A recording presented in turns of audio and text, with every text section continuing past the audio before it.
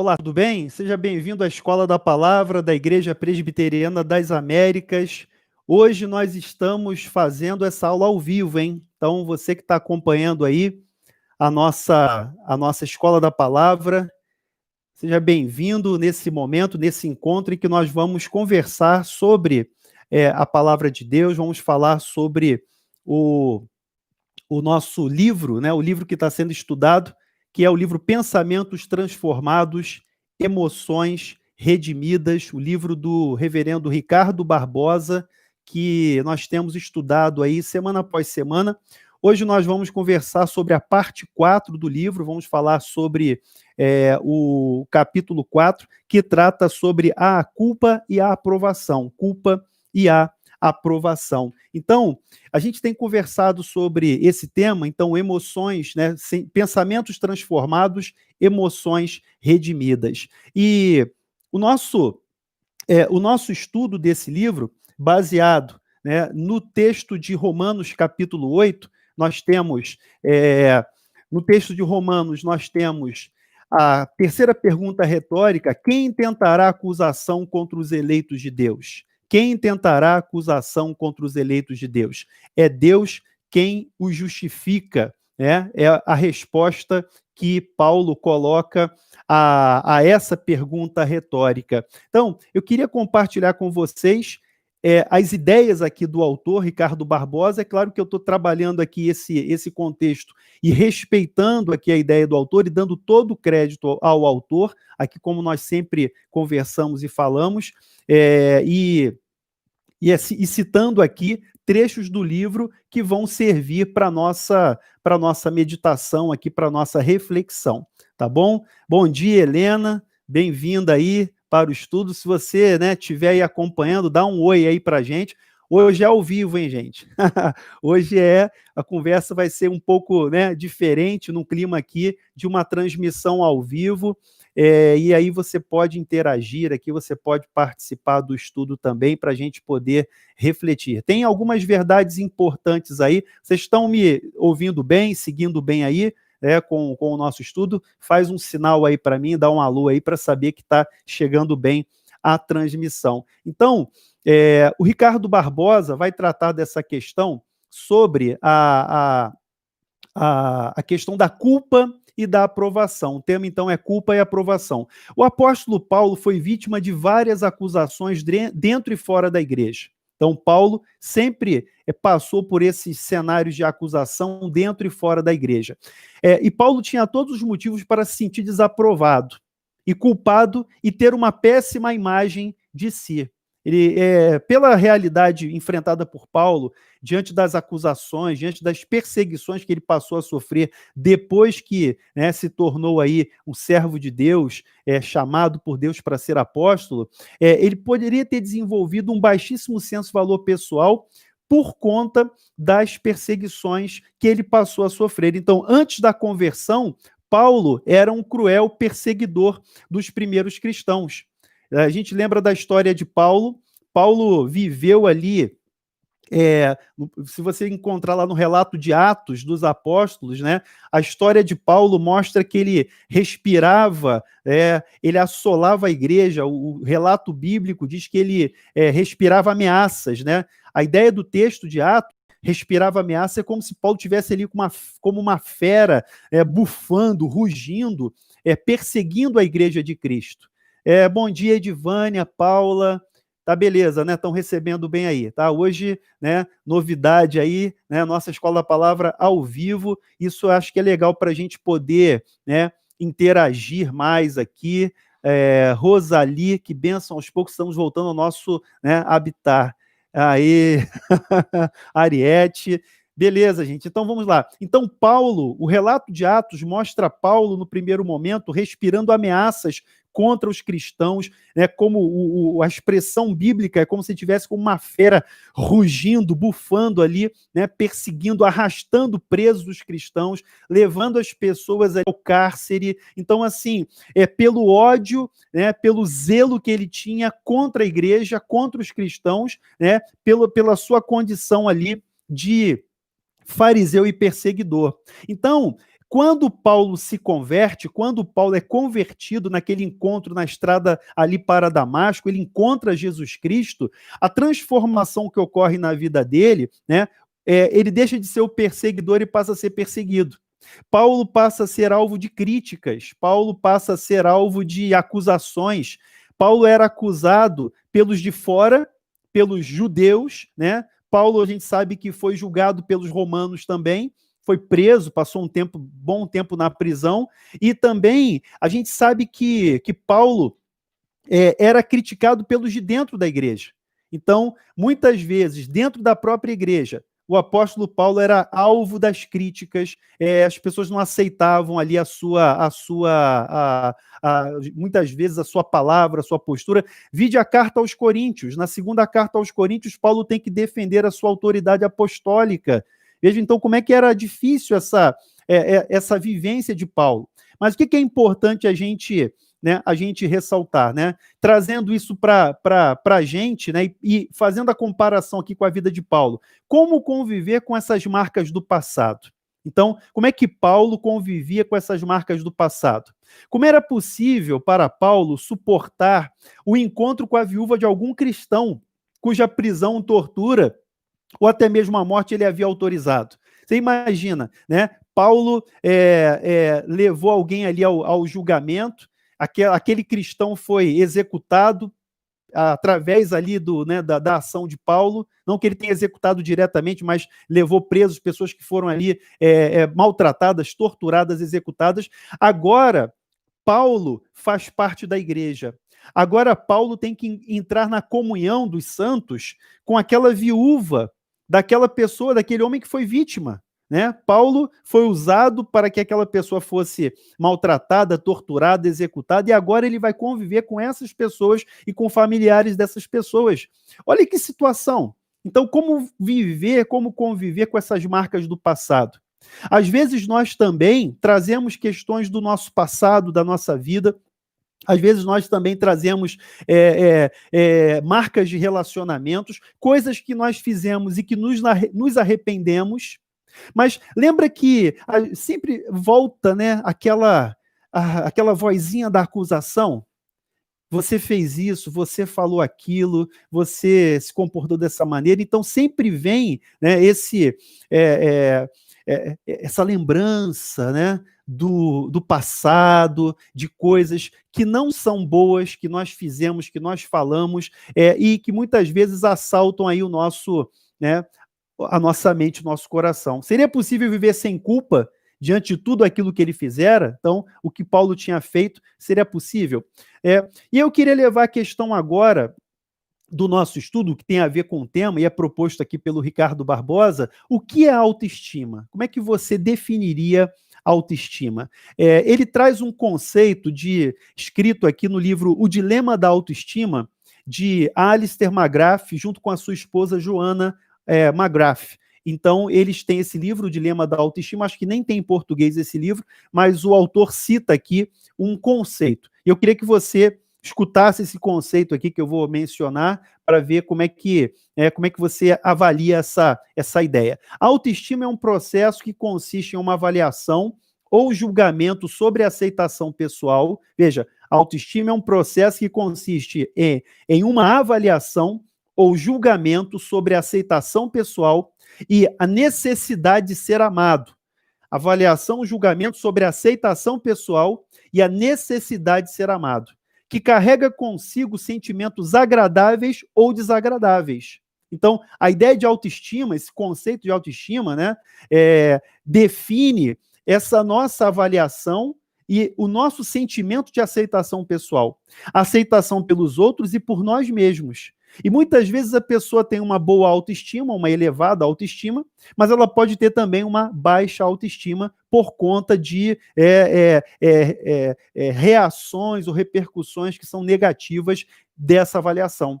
Então, eles dizem o seguinte, o Alistair McGrath e sua esposa Joanna dizem o seguinte: ela está fortemente relacionada com os pontos de vista, isso é importante, A nossa autoestima está fortemente relacionada com os pontos de vista sobre a pessoa expressos por outras pessoas importantes em sua vida. Repito, a autoestima está fortemente relacionada com os pontos de vista sobre a pessoa, sobre nós, que são expressos por outras pessoas importantes para nós. E aí, o que você acha desse conceito? Tem um fundo de razão, de verdade? Eu acredito que sim, eu concordo com a ideia proposta aqui pelo autor. Então, veja, a nossa autoestima, ela vai depender, claro, do que nós avaliamos, né, de acordo com a opinião que outras pessoas têm sobre nós. Então, veja, o que as pessoas importantes, não é qualquer pessoa. Então, o que uma pessoa da sua família diz, o que o cônjuge diz, o que o filho diz, o que o pai diz, o que uma pessoa importante para você, o seu professor diz, o seu chefe, o seu subordinado. Então, pessoas importantes emitem opiniões. E essas opiniões vão moldar a nossa autoestima, vão influenciar a nossa autoestima de forma positiva e de forma negativa. Então, eu acho que o conceito aí deles anda bem, caminha bem para a gente, né, trabalhar aqui esse tema. Então, seguindo aqui mais um pouquinho, né, o que somos e fazemos passa sempre por algum tipo de avaliação ou julgamento. O que somos e o que nós fazemos sempre vai ser avaliado. Então, você é sempre julgado, você vai ser sempre avaliado, quer você goste ou não. É claro que ninguém gosta de ser julgado, né? Ninguém, né?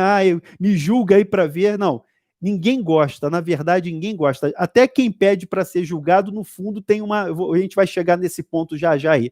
Mas veja, sempre nós somos avaliados. Sempre nós somos avaliados por que nós somos e por aquilo que nós fazemos ou deixamos de fazer.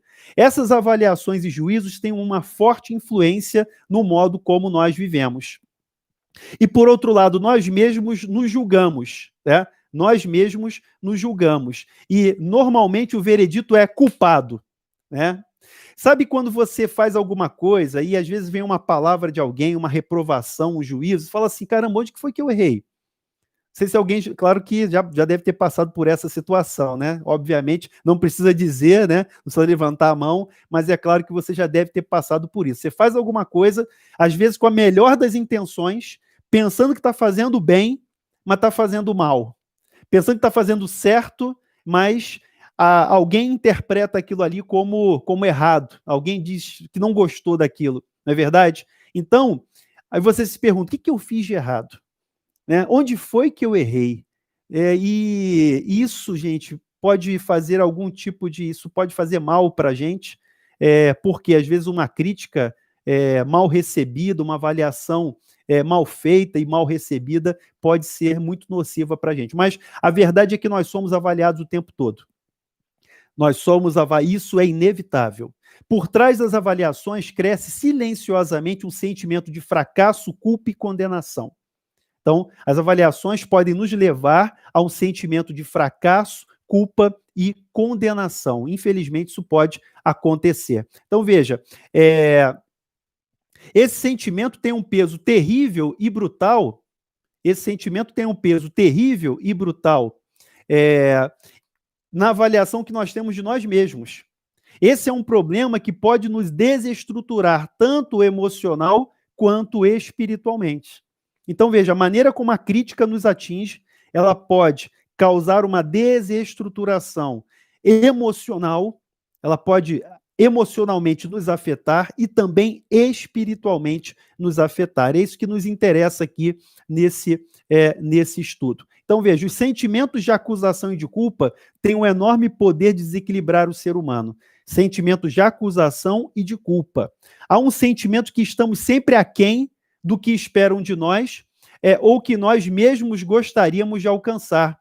Então, sempre aquela sensação de que está devendo, aquela sensação de que está faltando alguma coisa. Estamos sempre aquém das expectativas das pessoas e das nossas próprias expectativas. Sabe o que é isso? É esse sentimento de culpa, de fracasso, de não aceitação, que nos assalta, que nos assedia sempre, né? Então, vivemos constantemente aí influenciados por isso, e isso, é claro, vai depender da maneira como nós reagimos.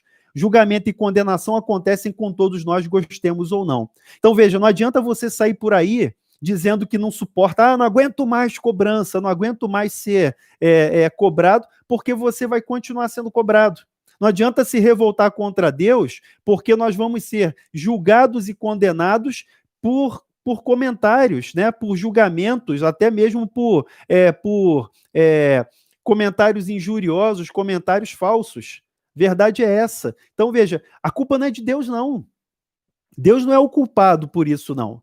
As pessoas vão nos julgar, nós vamos nos julgar e vamos nos avaliar por esses julgamentos, mas a culpa não é de Deus. E também não adianta a gente se revoltar e dizer que não aceito mais isso, porque você vai sempre ser julgado, você vai ser sempre avaliado. Agora, o caminho que Paulo propõe não é tentar eliminar as críticas. O caminho que Paulo propõe não é tentar eliminar os julgamentos, as acusações.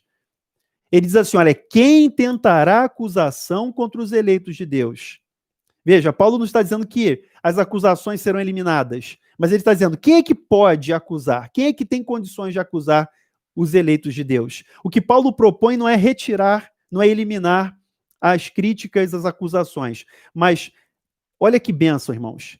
A palavra de Deus nos ensina como reagir adequadamente a elas. A palavra de Deus nos ajuda, nos ensina como reagir adequadamente às acusações.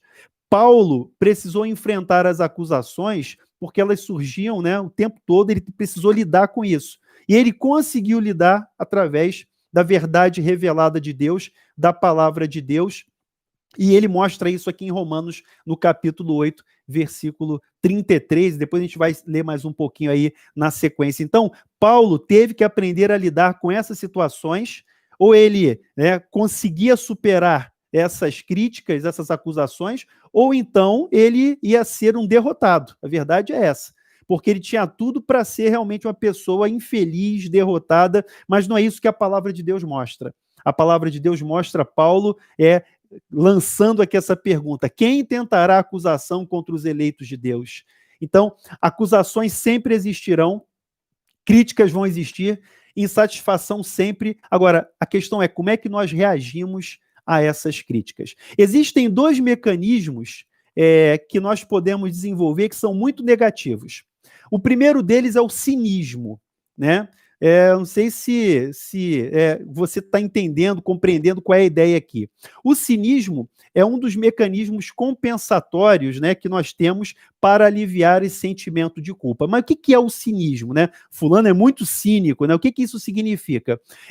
No cinismo, e aí, claro que eu não estou aqui, óbvio que eu não estou mandando recado para ninguém, pelo amor de Deus, o livro, né, o tema do livro é esse, e eu estou sendo fiel aqui à abordagem. Claro que eu também não estou me isentando de concordar, eu concordo, eu estou dizendo isso aqui porque eu concordo com o que foi colocado no livro.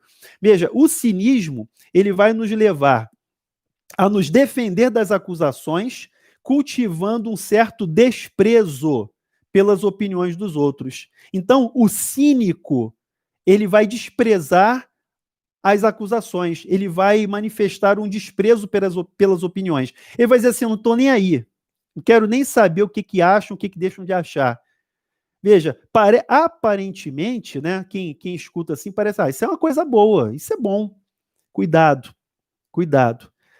Porque o fato de você não se abalar, presta atenção no que eu vou dizer agora. Ó, Luiz Ângelo tá aí, meu amigo, meu colega lá de seminário. Bom dia, meu irmão. Vânia, Deise, Geraldina, Regina.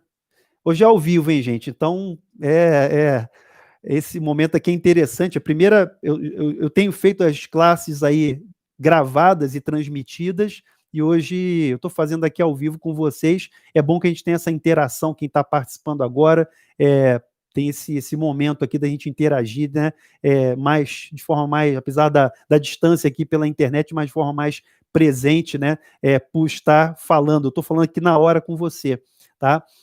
Então, veja só, o cínico, como eu ia dizendo, a questão do cinismo, a questão não é se você não se abala com a crítica. O objetivo aqui da gente é entender pela palavra de Deus como é que nós vamos reagir de forma correta. tá? Mas o problema do cinismo é que o cinismo vai nos levar a desprezar todas as opiniões. Então, o problema do cinismo é o desprezo que nós vamos ter pelas opiniões dos outros. E que às vezes, olha só, às vezes são coisas boas. Às vezes é uma opinião sincera. Às vezes é uma questão que nós temos que corrigir. Mas se nós abraçamos o cinismo, nós vamos nos fechar para qualquer tipo de avaliação que pode nos ajudar. A verdade é essa, o cinismo vai nos fechar e nós não vamos conseguir aceitar qualquer tipo de opinião. E isso é muito ruim. Mas por que que isso é ruim? Porque o cinismo, né, vai nos afastar dos outros. Ninguém gosta de conviver com o cínico. Ninguém gosta de conviver com o cínico. O cinismo nos afasta dos outros. O cinismo alimenta a desconfiança. E o cinismo aumenta o abismo emocional e afetivo. Então, olha só, o cinismo vai nos afastar dos outros, vai alimentar a desconfiança e vai aumentar o abismo emocional, esse abismo emocional em relação às pessoas. Então, o problema do cinismo é que nós vamos destruir os relacionamentos. O problema do cinismo é que ele nos leva a destruir, a romper, a não viver nos relacionamentos. E nós somos seres sociais. Nós somos seres morais e sociais. Então, nós precisamos disso. Nós precisamos daquela palavra boa que nos alimenta, que nos encoraja. Nós precisamos ouvir a correção. Nós precisamos ouvir, né, a opinião verdadeira, sincera. Então, é essa questão. E o cinismo, ele nos priva disso. Ele nos afasta dos relacionamentos, ele nos tira, né, da dinâmica do crescimento emocional e espiritual. Nós não fomos feitos para vivermos isolados. O cinismo nos isola. Ninguém aguenta conviver com um cínico. Então, só é possível crescer por meio de relacionamentos pessoais, nos quais nós somos afirmados, mas também nós somos julgados e condenados. A verdade é essa. Então, no relacionamento, né? Oi, ô Sávio, primeira vez aqui. Legal, Sávio, seja bem-vindo. Essa é a Escola da Palavra da Igreja das Américas, né? Você que é a primeira vez, Sávio, a gente está estudando o livro do Ricardo Barbosa, Pensamentos Transformados, Emoções Redimidas. Olha a Edna aí. Oi, Edna. Que bênção você estar aqui com a gente, tá? Então, o nosso estudo gira em torno do livro. Eu estou trabalhando aqui algumas afirmações do livro e a gente está aqui desenvolvendo esse diálogo aqui. E, é claro, pedindo a Deus que nos ajude, né? Nos dê crescimento, nos dê o amadurecimento espiritual que nós precisamos. Então, veja, eu confesso para vocês que, lendo, eu já li e já reli o livro, e eu leio de novo, preparo os estudos aqui, e cada vez que eu abro esse livro, eu sou confrontado. Cada vez eu sou confrontado, eu me vejo ali nessas páginas. Isso para a gente é importante, né? Compreender isso. E mais importante é a resposta que a palavra de Deus vai nos dar. Vamos seguir um pouquinho mais, então? Então, nós só podemos crescer por meio de relacionamentos pessoais. E nesses relacionamentos pessoais, nós somos afirmados. Então, é aquela palavra boa que nos ajuda, que nos afirma, que nos encoraja, mas, ao mesmo tempo, também nós precisamos das críticas, das opiniões, dos julgamentos, senão a gente não cresce. Se todo mundo disser que está tudo bem, ó, Marcelo, está tudo bem, está tudo ótimo, maravilha, a gente não vai crescer, a gente não vai subir, a gente não vai melhorar, a gente não vai espiritualmente desenvolver e nem emocionalmente. Essa é a questão. Então, olha aí, Antônio Big. Saudade da classe, né, Antônio? Verdade. Mas está chegando a hora. Daqui a pouco a gente vai estar aí de volta, meu irmão. Vamos lá, então. O outro mecanismo de defesa, além do cinismo, existe um outro mecanismo de defesa. Eu vou confessar para você, eu não sei o que é pior, tá? O outro mecanismo de defesa é o perfeccionismo. Então, veja, a cobrança, o julgamento, a condenação nos levam muitas vezes há um mecanismo de defesa que é o perfeccionismo. Então, são duas reações negativas. O cinismo, tô nem aí, quero saber o que dizem, isso vai nos afastar, vai nos isolar, isso vai romper os relacionamentos. E sem relacionamentos nós não crescemos. E o perfeccionismo surgindo dessa cobrança, desse julgamento, dessas condenações. Então, veja, queria que você escutasse essa afirmação. Pessoas que sofreram com a crítica dos pais e amigos tendem a apresentar um comportamento perfeccionista. Pessoas que sofreram pela crítica dos pais e dos amigos tendem a apresentar um comportamento perfeccionista. E aí, é verdade? É ou não é? É verdade ou não é? Eu digo isso de experiência própria, né? Como eu cresci num ambiente de críticas, como a minha infância, né, adolescência, até a minha conversão, né, eu fui convertido aos 12 anos, numa família que não era cristã, uma família que não tinha nada de Deus, um ambiente familiar complicado demais, e eu vivi crescendo debaixo de críticas, né, de comparações. Olha, o fulaninho lá, tá vendo como é que ele faz direito, ele faz bem? Aqui em casa é sempre essa porcaria. Então, mais ou menos assim, quem cresce num ambiente de crítica, né, muitas vezes, acaba sendo conduzido a essa tentação do perfeccionismo. Então, a gente tende a apresentar um comportamento perfeccionista. Eu não estou dizendo aqui que a gente tem que ser desleixado. Não é isso. Faz de qualquer maneira aí, tá bom, né? Não é isso não. Estou falando que a gente tem que ser desleixado. A questão todo ismo, né, assim, todo tipo de excesso, né, o perfeccionismo, ele vai nos prejudicar porque ele vai criar um peso insuportável. O perfeccionismo cria para nós um peso insuportável, a verdade é essa. Então, a gente tem que buscar, o alvo é Cristo, a gente tem que buscar, né? Paulo diz assim, esquecendo-me das coisas que para trás fico e avançando para as que diante de mim estão, prossigo para o alvo, prossigo para o prêmio da soberana vocação de Deus em Cristo Jesus. Então, nós temos um alvo, nós temos uma meta que é Cristo, e o Espírito Santo vem nos conduzindo. Paulo fala aos Filipenses que aquele que começou a boa obra é fiel para completá-la até o dia de Cristo. Aquele que começou uma boa obra em nós é fiel para completá-la até o dia de Cristo. Então, a gente busca isso, esse é o alvo. Mas o perfeccionismo, né, a visão perfeccionista, aqui tá, a Ana Lúcia está perguntando, Keila, as meninas, tudo bem, Ana, tá tudo bem aqui.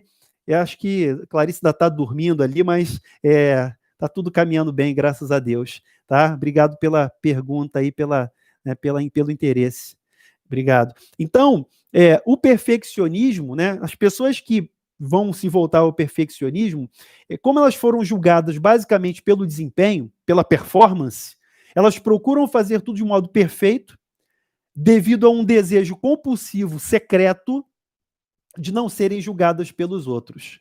Então, que coisa, né? E assim, esse livro às vezes é um espelho, né? A gente olha ali e às vezes a gente não vê a imagem, né, que a gente quer ver no espelho, mas é importante confrontar determinadas questões. O problema do perfeccionismo, não estou dizendo, repito, que a gente deve fazer as coisas de forma desordenada, desleixada, de qualquer maneira. Mas o problema do perfeccionismo é que, como ele é baseado nessa ideia de desempenho, da performance, o perfeccionista quer fazer tudo perfeito, maravilhoso, porque existe um desejo secreto, compulsivo, de não ser julgado. Ele quer fazer o perfeitinho para que ele não possa, para que ninguém possa encontrar ali qualquer pingo para ser criticado. O perfeccionista acredita que pode criticar e julgar os outros, mas não aceita ser criticado ou julgado por ninguém. Olha que frase contundente. O perfeccionista, ele acredita que pode julgar todo, porque ele é perfeito. Como ele é perfeito, ele pode julgar todo mundo. Mas ele não aceita qualquer crítica, ele não aceita qualquer opinião. Por quê? Porque ele faz tudo certo. Porque ele está certo, porque o dele é melhor. Então, assim, essa compulsão pela perfeição nos adoece. Isso faz com que a gente sofra. Sofra por quê? Porque ninguém é perfeito. Eu pergunto, quem é perfeito? Você é perfeito? Uma vez eu fui pregar numa igreja muitos anos atrás e eu estava falando da passagem lá de Gênesis 17, quando Abraão é chamado por Deus e Deus fala assim: Abraão, anda da minha presença e seja perfeito, né? E a pregação era em torno disso. Há muitos anos atrás, isso aí lá, né, há mais de 20 anos atrás, eu fui dar essa palavra, era um culto de jovens na época, né, e aí, quando terminou a palavra, o pastor da igreja pegou o microfone e falou assim: quem é perfeito? O pregador é perfeito? Então, assim, esse questionamento é verdadeiro. Quem é perfeito? Eu não sou perfeito, você também não é, né? A gente não é perfeito. É claro que a gente não abandona o alvo, né? A expectativa, a nossa esperança é Cristo, o nosso alvo é Cristo e nós prosseguimos para o alvo. Mas o problema do perfeccionismo é que eu quero fazer por mim mesmo a coisa ser certinha e isso me dá o direito, olha só, o perfeccionismo me dá o direito de criticar todo mundo e não aceitar crítica. Assim como é difícil conviver com um cínico, também é praticamente impossível conviver com o perfeccionista. É muito complicado, porque ele sempre vai achar um defeito, uma falha nos outros e não vai aceitar o defeito nele mesmo. Então, o esforço para não ser julgado transforma o perfeccionista em um crítico mordaz dos outros. Mas, ao mesmo tempo, ele se torna um crítico desesperado de si mesmo. Então, veja, ninguém pode criticar o perfeccionista, só ele. E o pior é que, com a medida que ele critica os outros, ele também se critica, ele também se cobra, ele também vive se atormentando com essa cobrança, com essa busca, né, dessa impossível perfeição. Então, o perfeccionista realiza feitos impressionantes. Ele faz coisas assim, né, realmente impressionantes, mas ele fica alienado. Ele fica alienado porque ele se fecha nesse mundo da perfeição. Tudo tem que ser maravilhoso, perfeito. Isso é uma compulsão. Isso não é bom para a nossa saúde emocional. Então, ele vai ter em volta de si admiradores. Então, veja, normalmente é assim, o perfeccionista está cercado de admiradores, mas são admiradores temerosos. Por quê? Porque eles vão ter medo de criticar qualquer coisa que o perfeccionista faz, e o perfeccionista não admite crítica, ele acaba vivendo, né, isolado, ele acaba vivendo sem saber o que é perdão, o que é graça e o que é amor. Isso me faz lembrar aquele irmão do filho pródigo, lembra da parábola do filho pródigo? Quando volta o filho pródigo e o pai faz ali aquela festa, aquele churrasco, o irmão fica chateado. O outro irmão fica muito zangado. E o pai pergunta: o que você está desse jeito, meu filho? Ele diz assim: olha, esse teu filho aí, que fez um monte de bobagem, gastou dinheiro, né, se prostituiu, abandonou, foi embora. Esse teu filho, agora volta e você faz um churrasco, faz uma festa. Olha, eu estou aqui, eu estou trabalhando para você esse tempo todo e você nunca me deu um carneiro para eu comemorar com meus amigos. O irmão do filho pródigo é a visão do perfeccionista. É aquele que quer fazer o certo, mas com a motivação errada. Então, veja, o pai responde: meu filho, você está sempre comigo. Meu filho, você está sempre aqui, tudo que é meu é seu, você tem tudo. Só que ele, na sua visão perfeccionista, ele não consegue enxergar que ele é alvo da graça também, que ele é alvo do amor também, que ele é alvo do perdão também do Pai. Mas na sua busca de perfeccionismo, ele não consegue enxergar isso. E ele fica triste com o irmão que volta, com o irmão que o pai diz: esse seu irmão estava morto. Ele fala para o pai: esse seu filho. E o pai responde: esse seu irmão estava morto e voltou a viver. Ele estava perdido e foi encontrado. Então, a parábola, né, tem esse cenário, né, os dois lados, né, o filho pródigo, né, na verdade é a parábola do pai pródigo. Na verdade, ela é a expressão do Deus pródigo, o Deus que nos ama, o Deus que nos perdoa, o Deus que nos acolhe, o Deus que nos abraça, o Deus que não exige perfeição de nós. Pare e pensa nisso. Deus não exige perfeição de nós, Deus não cobra perfeição de nós. Deus nos recebe como pecadores que nós somos. Deus nos acolhe como pecadores, como pessoas que não são merecedoras, mas nós encontramos nele graça, perdão, amor, misericórdia. Então nós não precisamos gastar nossa vida nessa busca insana do perfeccionismo. O perfeccionismo destrói a gente, destrói os relacionamentos, e o perfeccionismo impede o nosso crescimento diante de Deus. Então, essa ideia, né, do perfeccionismo acaba sendo muito danosa, tanto o cinismo quanto o perfeccionismo. Então, veja, caminhando um pouquinho mais, né? O problema do julgamento é alimentado pelo forte senso de cobrança que nós temos. Agora, eu gostei de uma frase aqui do Ricardo Barbosa, quando ele diz assim, olha, só se sente cobrado quem se sente endividado. Vou repetir a frase. Só se sente cobrado quem se sente endividado. Vou falar de novo. Só se sente cobrado quem se sente endividado. Então, veja, o sentimento de cobrança que nós temos decorre do nosso sentimento de dívida. E eu queria recorrer a uma outra parábola. Lembra a parábola do credor incompassivo?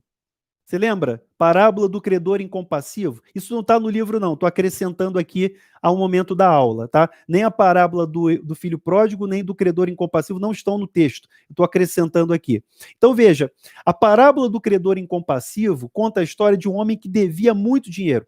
Você imagina hoje um sujeito que devesse 10 milhões de reais, tá? Então, eu devo 10 milhões de reais. E aí ele pede por misericórdia perdão daquela dívida e o credor perdoa. O credor diz, tá bom, você está livre, está perdoado.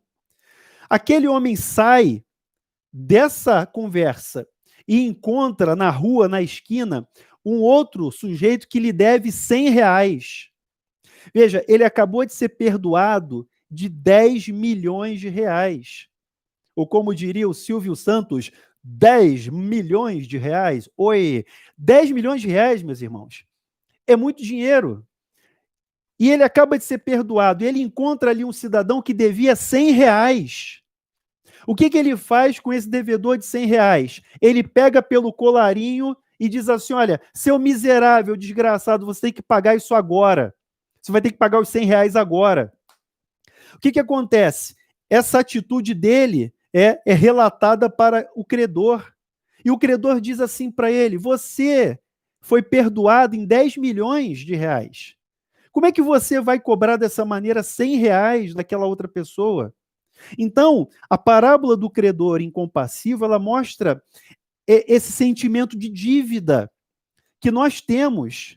Então, o resumo da parábola, a ideia da parábola é o seguinte, se eu me sinto perdoado por Deus, eu sou habilitado a perdoar os outros. Se eu não tenho mais dívida com Deus, olha só, se eu não tenho mais dívida com Deus, não existe mais esse sentimento de dívida, então eu não tenho mais a pressão da cobrança. Se Deus me perdoou dos 10 milhões, fazendo aqui essa paráfrase da parábola, se Deus me perdoou dos 10 milhões, como é que eu posso cobrar 100 reais do outro? Então veja como é que se aplica a nossa realidade, a essa nossa reação às cobranças, aos julgamentos. O Ricardo Barbosa diz, só se sente cobrado quem se sente endividado. A partir do momento em que nós entendemos, percebemos que os nossos pecados foram perdoados na cruz, a partir do momento em que nós entendemos o perdão, a partir do momento que nós somos abraçados por Deus, perdoados, redimidos, o sentimento de dívida vai embora. Então você não consegue mais cobrar ninguém, percebeu? Não estou dizendo, mais uma vez, que a gente não vai viver de forma, não vai buscar excelência, não, estou dizendo o seguinte, a partir do momento que você conhece o perdão de Deus, compreende o perdão de Deus, você não tem mais a capacidade de cobrar ninguém. Por quê? Porque você não se sente mais cobrado. Porque se sente cobrado aquele que se sente endividado. Em Jesus Cristo, a nossa dívida foi paga. Na cruz, Jesus, diz o apóstolo Paulo, quando ele fala aos Colossenses, ele riscou o escrito de dívida que era contra nós, encravando-o na cruz. e ele expôs ao vitupério os principados e potestades. Jesus na cruz disse: está consumado. Está consumado é uma linguagem contábil. Ele quer dizer o seguinte: a conta está paga, meu irmão. A conta está paga, minha irmã. É isso que ele está dizendo. Quando ele diz está consumado, o débito foi pago. Ou seja, Jesus na cruz conquistou para nós o que nós nunca seríamos capazes de conquistar, com todo o nosso cinismo e com todo o nosso perfeccionismo. O que ele fez na cruz por nós é suficiente para nos perdoar de todos os pecados e nos livrar desse sentimento de dívida que leva a essa sensação de cobrança constante. Nós nos sentimos cobrados porque nós nos sentimos endividados. Compreendendo o perdão, compreendendo a graça, aceitando, recebendo, entendendo o que Jesus fez na cruz por nós, nós podemos ter paz com Deus, nós podemos viver em paz uns com os outros, sem esse fantasma da cobrança, da crítica, da culpa e da aceitação. É isso que a palavra de Deus diz, é por isso que Paulo diz assim: quem tentará acusação contra os eleitos de Deus? Quem tentará acusação contra os eleitos de Deus? É Deus quem os justifica. Quem os condenará? Ele diz no versículo seguinte: é Cristo Jesus quem morreu, ou antes quem ressuscitou, está à direita de Deus e intercede por nós.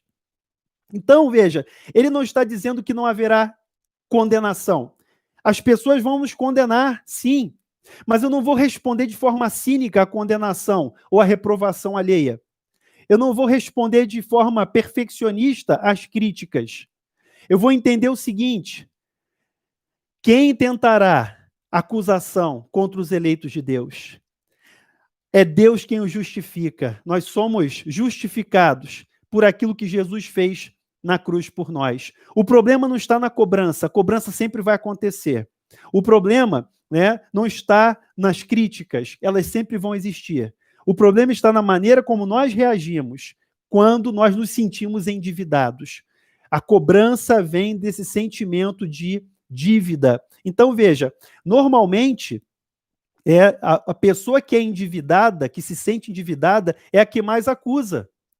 Voltando lá à parábola do credor incompassivo. Por que ele foi cobrar os R$100? Porque ele ainda se sentia endividado, porque ele não tinha compreendido ali aquele perdão. Então, por força desse sentimento de culpa e de dívida, ele foi agarrar o pescoço ali do rapaz para cobrar R$100. E veja, é claro que, trazendo para a nossa vida, para a nossa realidade, quantas vezes nós fazemos isso? Quantas vezes nós nos deparamos e nos arrependemos disso, porque nós vamos fazer a crítica, nós vamos cobrar, porque, na verdade, nós estamos projetando esse nosso sentimento de dívida, esse nosso sentimento de cobrança. Então, a dívida que carrega é interior, a dívida não é exterior. O problema não é o que os outros dizem, o problema é o que nós dizemos. O mundo, a maneira como nós julgamos uma crítica é que fará de nós sermos pessoas condenadas ou não. A maneira como nós julgamos a crítica é que fará de nós sermos pessoas condenadas ou não. O nosso tribunal interior, sabe que existe um tribunal na sua mente que se chama consciência, né? O nosso tribunal interior, a nossa consciência envolve o nosso desejo de sermos aceitos, perdoados e amados. E é interessante, que a palavra de Deus fala dessa consciência. O apóstolo Paulo, em outro momento, diz que alguns têm a consciência cauterizada. A consciência cauterizada é o cinismo. A consciência cauterizada é o cinismo, é a indiferença, é o não tô nem aí. Então, o que é importante? Que esse tribunal, que é a nossa consciência, funcione de forma adequada. É importante que esse tribunal reaja da forma correta a essas acusações. Veja, nós temos o desejo de sermos perdoados, aceitos e amados. Todo mundo é assim, todo mundo, tem até um louvor que a gente canta: todos necessitam de um amor perfeito, perdão e compaixão, todos necessitam de graça e esperança, e é isso que todos buscam. Todo ser humano busca isso. O problema é que muitas vezes nós vamos reagir da forma errada. Então, nós precisamos entender, o que é importante aqui? Entender que todas as pessoas que são importantes para nós, então, nossa família, nossos amigos, as pessoas que são importantes no nosso relacionamento e que desempenham um papel fundamental no conceito que nós temos de nós mesmos, também são limitadas e também são pecadores. Lembra lá de Mateus capítulo 7, versículos 4 e 5, que é quando Jesus diz assim, olha, tira a trave do teu olho primeiro, para depois tirar o argueiro do olho do irmão. Lembra lá do Sermão do Monte? Mateus 7, 4 e 5. Por quê? Porque a gente está vendo o argueiro, está vendo o cisco no olho do irmão, né? A gente está ali, ó, vendo o cisco no olho do irmão, mas tem uma trave no meu olho. E essa trave, de alguma forma, dificulta a minha visão, atrapalha a minha visão, só que a gente não enxerga a trave, a gente enxerga o cisco. É isso que Jesus está dizendo lá na parábola. Aqui tem um comentário aqui. Ô, pastor João Batista, meu professor. Ah, pastor, reverendo João Batista Borges, continua o senhor abençoado, caríssimo presbítero Marcelo Zeda. Meu pastor, obrigado pelo estímulo, tá? Sônia Barbosa, o cristianismo nos leva a um caminho de perfeição porque Cristo é perfeito e à medida que caminhamos para ele, nos assemelhamos a Cristo. Esse é o alvo, Sônia, essa é a meta, mas a verdade é que nessa vida nós não somos perfeitos, não seremos perfeitos, mas o alvo é Cristo, né? Prosseguimos para o alvo, essa é a verdade do Evangelho, ele nos chama a isso, ele nos chama para essa perfeição que nós vamos atingir na glória, mas na nossa caminhada nós somos imperfeitos e vamos continuar dessa maneira, buscando esse alvo, mas sempre lutando com os nossos pecados. Agora, o que é importante aí? Queria ressaltar o seguinte, as pessoas que são importantes para nós, repito, elas também são limitadas por causa do pecado. Então, mesmo que queiram ajudar e façam sinceramente e com as melhores das intenções, o pecado nunca permitirá que façam um julgamento justo. Percebeu? Eu e você somos pecadores. Eu e você somos pecadores. Por melhor que seja a nossa intenção, por melhor que seja o nosso desejo de fazer uma crítica boa, construtiva, de melhorar, de ajudar o outro, nós também somos pecadores. Então, todos os nossos julgamentos, por melhor que sejam melhores que sejam as intenções, todas as nossas avaliações sempre são limitadas pelo problema do pecado. Sempre. Então, na verdade, o julgamento perfeito é o de Cristo. E ele já fez isso por nós. E os nossos julgamentos são sempre imperfeitos. As nossas percepções são sempre equivocadas. Por quê? Porque o pecado está aqui. Paulo, lá em Romanos 7, vai dizer, miserável homem que sou, quem me livrará do corpo, né? Desse corpo do pecado? Por quê? Porque ele diz que o bem que quer fazer não consegue, o mal que não quer ele faz. E ele está mostrando ali a realidade dessa luta que nós temos. A carne e o espírito militam. O Espírito Santo quer nos fazer crescer e a carne, né, que é o nosso princípio do pecado, que ainda opera, ele quer nos trazer para baixo, ele quer nos trazer para longe de Deus. E essa luta é constante. Então, é essa a verdade que nós enfrentamos. Então, por melhor que seja a intenção, por melhor que seja o desejo de trazer uma opinião, todas as opiniões, a minha opinião e a sua opinião sempre estarão maculadas de alguma forma pelo pecado. E é claro que a gente tem que partir desse princípio. Não estou dizendo que nós vamos desprezar. O desprezo é do cínico. O perfeccionista, ele vai achar que o dele é melhor. Esse que é o problema. Então, na convivência, no relacionamento, nós temos que entender isso. E é a partir desse filtro que nós vamos lidar com as críticas, com todas as acusações, todas essas manifestações. Então, veja, seguindo mais um pouquinho aqui, nós temos um outro problema na cultura atual, que é a questão do politicamente correto, né? O politicamente correto vai dizer hoje o seguinte, olha, você não pode julgar, né? E às vezes usam até a palavra de Deus, não julgueis para que não sejais julgados, fora do contexto, tá? Fora do contexto. Então, o politicamente correto vai dizer o seguinte, você não pode julgar ninguém, porque tudo é relativo, cada um tem uma verdade, então ninguém pode expressar qualquer opinião ou julgamento. Então, veja, vamos colocar as coisas da maneira correta. Nós sabemos que todos os nossos julgamentos são imperfeitos, por causa do pecado que opera em nós, tá? Segundo, nós não podemos nos esquivar Nós não podemos nos esquivar de emitir opiniões e fazer julgamentos, porque nós somos seres morais. Nós somos seres morais e, portanto, relacionais, morais. Nós não podemos negar qualquer opinião, não podemos deixar de emitir opinião. Esse é o ponto. O problema é que o politicamente correto, ele diz, você não pode julgar ninguém, você não pode falar nada, você não pode emitir opinião. O problema é que essa postura do politicamente correto, ele leva a uma infantilização social e emocional. Sabe por quê? Porque ninguém consegue aceitar a opinião. A verdade é essa. E as redes sociais estão aí para isso, gente. As redes sociais, hoje, mostram exatamente essa realidade que as pessoas vivem. Esses dias agora, eu vou fazer um comentário, não vou citar o nome, mas faleceu no dia 17 o pastor J.I. Packer, grande teólogo, talvez um dos maiores do século XX, né? Faleceu agora dia 17. Muita gente postou no Instagram, nas redes sociais, ali uma homenagem, né? E aí um pastor muito conhecido nosso colocou assim, tombou um príncipe de Deus. O primeiro comentário que apareceu na rede social, eu não vou dizer o nome aqui, o primeiro comentário que apareceu na rede social foi o seguinte, ô pastor, tombou, essa palavra não é boa não, não é melhor dizer que ele foi promovido para a glória? KKK. E aí aquilo gerou uma reação em cadeia, né, de comentários, né? E o próprio pastor que fez a postagem disse assim, meu irmão, eu coloquei uma referência lá de Samuel, quando Davi faz um salmo, né, e ele lamenta a morte de Saul e de Jonatas, e ele disse, como tombaram os valentes. Era isso que a expressão, né, tombar, é uma expressão que está na Bíblia. Mas olha só, onde que eu quero chegar com esse ponto? A crítica mordaz daquela pessoa na rede social tirou o foco da postagem. O foco da postagem era o pastor reconhecer a contribuição de J.I. Packer para a vida da igreja no século XX, agora por início do século XXI, pela produção, por aquilo que ele fez, e realmente um príncipe, um valente de Deus, e ele foi levado para a glória. Ele está com Deus, está melhor que a gente agora, mas não deixa de reconhecer que tombou um príncipe, tombou um valente de Deus.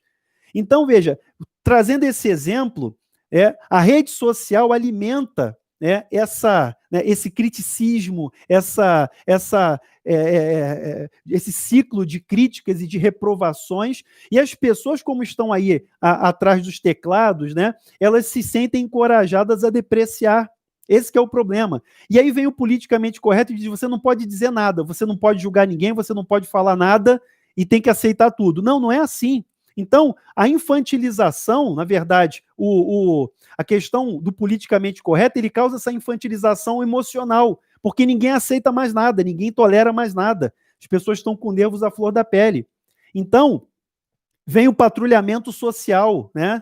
Qualquer coisa que se fale, vem sempre aquele patrulhamento social, uma interpretação do que se disse. Então, veja, o problema, gente, é o modo com que cada um interpreta e julga o que é dito pelos outros. Esse que é o grande problema. Como cada um interpreta e julga aquilo que é dito pelos outros e também pela nossa vozinha, né, da consciência, como é que ela reage a isso. Mas a resposta de Paulo é, quem tentará acusação contra os eleitos de Deus? Veja, diante da crítica, sempre lembre dessa palavra. Quem tentará acusação contra os eleitos de Deus? Quem os condenará? É Cristo Jesus quem morreu ou antes quem ressuscitou, o qual está à direita de Deus e intercede por nós. Romanos 8, 33 e 34. A pergunta de Paulo não é se seremos acusados ou condenados. Nós vamos ser sempre. Nós vamos ser sempre acusados, sempre condenados, sempre opiniões boas e ruins ocorrerão a nosso respeito. A questão não é se, a questão é quem tem o poder de nos acusar e condenar. A questão não é se, ele diz, quem tentará acusação contra os eleitos de Deus? Acusados sempre seremos, como Paulo foi, mas quem tem o poder de nos acusar e de nos condenar? Paulo teve sua mente transformada por Cristo. Paulo conseguiu, pela graça de Deus, desenvolver uma estrutura mental capaz de reordenar seus sentimentos e emoções. Veja, a história de Paulo é muito dramática. Você conhece, nós já comentamos no início, Então, Paulo, transformado pela graça de Deus, ele conseguiu reordenar dentro, né, da sua estrutura mental, do seu estado emocional, como lidar com essas críticas. Por isso que ele diz: quem tentará acusação contra os escolhidos de Deus?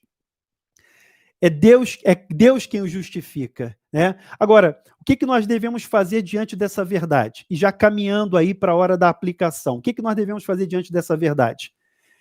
Assim como Paulo, né? O apóstolo Paulo, em vez de se entregar aos julgamentos e condenações, ele poderia ter jogado a toalha, né? Ele poderia ter se desanimado pelas cobranças. Em vez de tornar-se cínico, desprezando os outros com as suas opiniões e julgamentos, em vez de procurar ser perfeccionista, isolando-se numa busca desesperada de aprovação, ou então partir para o ataque, revidando aí qualquer agressão, Paulo volta novamente ao tema da cruz. Paulo se volta para a cruz. E aquilo que Cristo fez por ele e fez por nós. Jesus Cristo é o nosso grande intercessor. A verdade da palavra está dizendo o seguinte: foi Cristo quem morreu, foi Cristo quem ressuscitou, e é Cristo quem está à direita de Deus e também intercede por nós. Nós temos o Espírito Santo em nós, que intercede com gemidos inexprimíveis e traduz a nossa oração imperfeita no idioma do céu. Então, nossa oração é toda errada, mas o Espírito Santo traduz a imperfeição da nossa fala e ele consegue levar na linguagem de Deus, de modo que Deus recebe a nossa oração. E é pelo mérito de Jesus que nós nos chegamos a Deus. É pelo sangue de Jesus, confiados nele, que nós nos aproximamos de Deus. É por isso que Paulo diz: é Cristo quem morreu, é Cristo quem ressuscitou, é Cristo que está à direita de Deus e também intercede por nós. Confiados nisso, confiados nesse amor, nós podemos afirmar: quem tentará acusação contra os escolhidos de Deus? Quem tentará acusação contra os eleitos de Deus? E aí eu lembro lá de Romanos capítulo 8, versículo 1, uma passagem que me deixa muito feliz. Agora, pois, Romanos 8, 1, agora, pois, nenhuma condenação há para os que estão em Cristo Jesus. Agora, pois, nenhuma condenação há para os que estão em Cristo Jesus. Então, irmãos, o que Paulo está dizendo lá no versículo 33, quem tentará acusação? Ele já está respondendo no versículo 1. Agora, pois, veja que ele saiu do capítulo 7, Romanos 7, quando ele disse: miserável homem que sou, quem me livrará do corpo dessa morte? Mas graças a Deus por Cristo Jesus. E aí ele entra no capítulo 8 afirmando essa verdade libertadora. Agora, pois, nenhuma condenação há para os que estão em Cristo Jesus. E aí ele vai desenvolver esse tema nesse capítulo central, que é o capítulo 8, até chegar a essa conclusão com a gente. Então, veja, essa verdade nos ajuda a equilibrar nossos sentimentos e emoções. Entender o que Cristo fez na cruz nos leva a viver a reconciliação com o Pai. E assim, nós também entendemos a nossa identidade em Cristo. Nós também entendemos quem nós somos, né? Lembra daquele louvor que a gente canta na igreja, né? Eu sou quem dizes que eu sou. Eu sou quem dizes que eu sou, né? Escolhido, perdoado, eu sou quem dizes que eu sou. Você é filho de Deus, você é amado por Deus, você é perdoado por Deus, você é alvo da graça de Deus. Então, nenhuma condenação há para os que estão em Cristo Jesus. Quem tentará acusação contra os escolhidos de Deus? É Deus quem o justifica. Essa verdade maravilhosa, entendendo que nós somos em Cristo, nos leva a uma vida equilibrada, a uma vida de crescimento, a uma vida de bênção no relacionamento. Então, veja, com base nessa verdade, e já caminhando aqui para a nossa conclusão, com base nessa verdade, nós podemos nos relacionar livremente, sem nos ofender com os julgamentos, com as condenações, sem cinismo, sem perfeccionismo. Então, veja, o pensamento, né, a nossa reação às opiniões, a nossa reação aos julgamentos, às condenações, ela vai ser filtrada pela verdade da palavra de Deus. A nossa reação, vai ser orientada pela verdade da palavra. É por isso que o livro é Pensamentos Transformados, Emoções Redimidas. Então, nenhum desses pensamentos ou juízos tem a palavra final. Eu pergunto para você, quem tem a palavra final na sua vida? Quem tem a palavra final na sua vida? É Deus. É por isso que ele diz, é Deus quem o justifica. A palavra final na nossa vida é dada por Deus. O julgamento já foi feito por ele. Nós já fomos julgados e nós já fomos absolvidos em Cristo Jesus. E é importante também lembrar do conselho de Paulo, em outro momento, que ele diz assim, olha, examinem tudo e retenham o que é bom. Então nós precisamos aprender a examinar tudo que falam, tudo que vem, nós precisamos examinar, sim. Não devemos ser cínicos, ignorando, indiferentes. Não devemos ser perfeccionistas, mas devemos examinar tudo e reter o que é bom. E tem muita coisa boa que a gente tem que absorver, tem muita coisa boa que a gente tem que ouvir. A boa palavra de Deus, a boa pregação, o bom estudo, o bom conselho, o texto bíblico nos ensinando, a voz de Deus falando no nosso coração. Tem muita coisa boa que nós temos que ouvir e filtrar, examinar tudo e reter o que é bom. Aquilo que é bom, né? O Spurgeon dizia que nós temos que ter um ouvido surdo e um olho cego, né? Nessa verdade. Ou seja, enxergar, mas filtrar, né? Filtrar e enxergar aquilo que é bom, aquilo que Deus tem para nós. É bom saber que nós já fomos julgados e absolvidos em Cristo. Eu quero terminar repetindo o texto. Quem tentará acusação contra os escolhidos de Deus? Quem tentará acusação contra os eleitos de Deus? É Deus quem os justifica. Quem os condenará? É Cristo quem morreu, antes quem ressuscitou, está à direita de Deus e intercede por nós. Irmãos, terminando esse estudo, nesse momento, eu quero orar com você, quero orar junto com você, porque tudo que está colocado aqui é realidade para mim, tem que ser realidade para mim, tem que ser realidade para você.